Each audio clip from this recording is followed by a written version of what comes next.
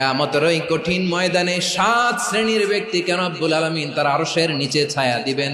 তার মধ্যে প্রথম শ্রেণীর ব্যক্তি হলো ইমামুন আদিল, যে ইনসাফের সাথে বিচার করে, যে জাস্টিস সমাজে সার্ভ করে, যে সুশাসন নিশ্চিত করে, ওই ইমামুন আদিল। আদিল শব্দটা বুঝছেন না? ইন্নাল্লাহা ইয়া'মুরু বিল আদল, পাইছেন? আদিল।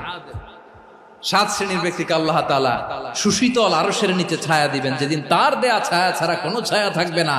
এর প্রথম হচ্ছে ইমামুন আদিল, ন্যায়পরায়ণ শাসক। চিল্লায় বলেন সুবহানাল্লাহ।